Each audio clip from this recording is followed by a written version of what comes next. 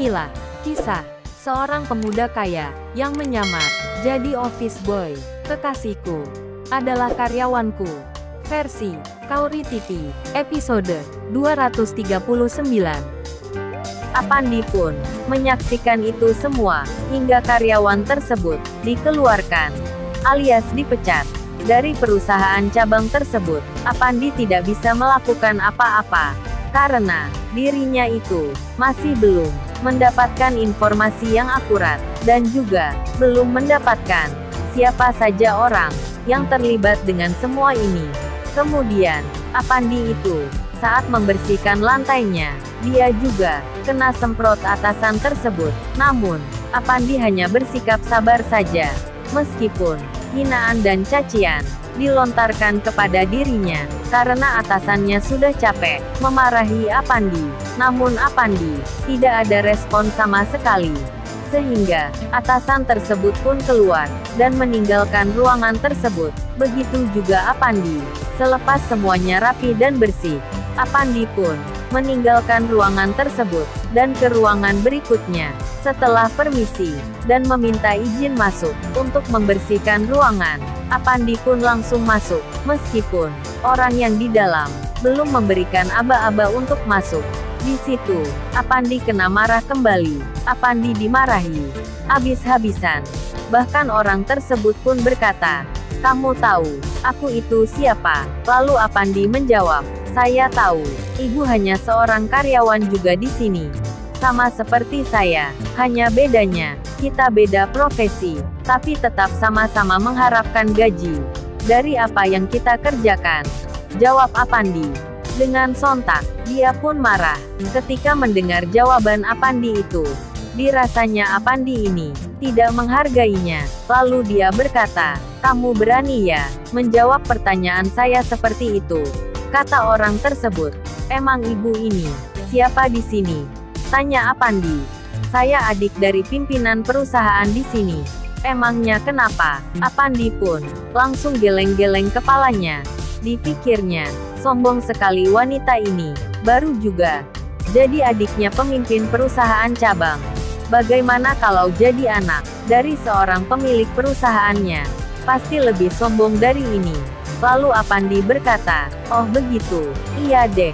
Saya minta maaf ya Bu," kata Apandi dengan nada bicara yang agak merendahkan gitu. Tentu, dengan seketika, wanita ini pun marah sama Apandi yang merendahkan dirinya. Lalu dia berkata, "Kamu karyawan baru ya?" "Iya Bu, saya karyawan baru," saut Apandi. "Bisa-bisanya ya perusahaan bisa menerimamu di sini. Saya heran, siapa yang nerima kamu bisa bekerja di sini?" Lalu Apandi menyahut kembali, "Saya bisa ada di perusahaan ini atas perintah dari kantor pusat, bahwa saya disuruh bekerja di perusahaan cabang ini." Lagi-lagi, Apandi membuatnya marah, sehingga wanita ini pun mengusir Apandi dari ruangannya, dan tidak perlu dibersihkan lagi, karena disuruh keluar. Kemudian, Apandi pun keluar, dan meninggalkan ruangan tersebut, lalu masuk ke ruangan berikutnya kembali. Kali ini, Apandi masuknya tanpa permisi lagi. Jelas semua orang yang berada di ruangan tersebut kaget, karena mereka sedang membicarakan perihal korupsi, dan juga membahas perihal pemotongan gaji karyawan. Bahkan, karyawan yang sudah dipecat pun tetap dimasukkan ke daftar gaji yang selalu disetorkan ke kantor pusat, supaya tetap menggaji karyawan yang sudah dipecat tersebut. Jadi ceritanya, seakan-akan karyawan tersebut itu tetap masuk kerja, alias laporannya bahwa karyawan tersebut bekerja sesuai mestinya, padahal sudah tidak ada lagi di kantor cabang tersebut. Jadi, supaya gajinya tetap mengalir, dan gaji itu biar bisa dikorupsi oleh mereka, si Apandi ini pun terus merekam pembicaraan mereka dengan menaruh HP di sakunya. Karena mereka terkejut, akhirnya si Apandi ini kena semprot mereka kembali. Bahkan, bahasa binatang pun keluar dari mulut mereka, karena Apandi tidak ada sopan santunnya. Apandi berperilaku seperti itu karena kesal dengan mereka. Begitu juga ditambah dengan masalahnya yang bertengkar dengan kekasih hatinya, sehingga emosional Apandi pun tidak terkontrol karena tidak ada sopan saat masuk. Salah satu dari mereka menampar pipi Apandi dan juga memperingati Apandi agar kalau masuk ruangan selalu ketuk pintu terlebih dahulu. Kemudian, demi agar penyamarannya tidak terbongkar, Apandi pun berkata, "Maafkan saya, soalnya saya karyawan baru, jadi tidak paham." Saut Apandi, "Emang di kantor pusat, kamu tidak diajari sopan santun?" "Maaf Pak, sebenarnya, saya juga di kantor pusat baru bekerja 2 hari. Dan saya langsung dipindahkan ke sini.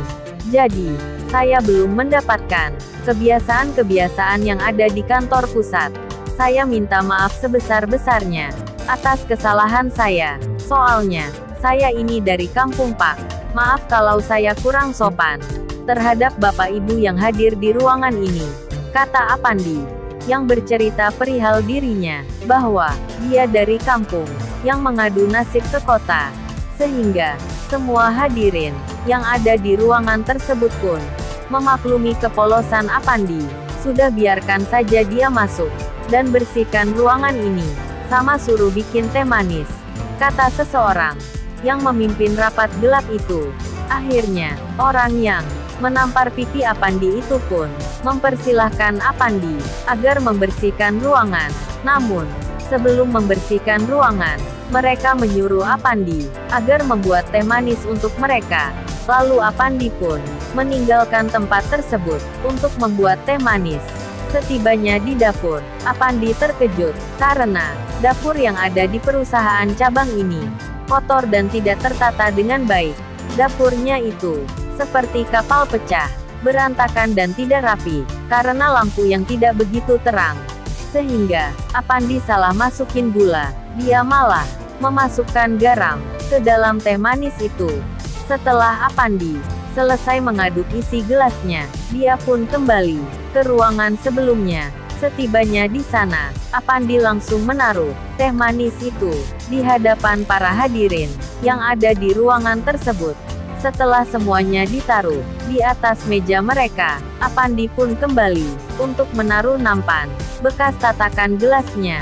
Selepas menaruh nampan itu, Apandi pun kembali lagi ke ruangan sebelumnya. Di saat Apandi mau membersihkan lantai, tiba-tiba ketua pemimpin rapat gelap itu meminum teh manisnya. Namun, baru diseruput sedikit, langsung disemburkan olehnya. Karena teh manisnya dirasanya sangat aneh, sebab teh manis itu terasa asin. Lalu, bagaimana kisah selanjutnya? Subscribe channel ini untuk mengikuti episode berikutnya. Terima kasih.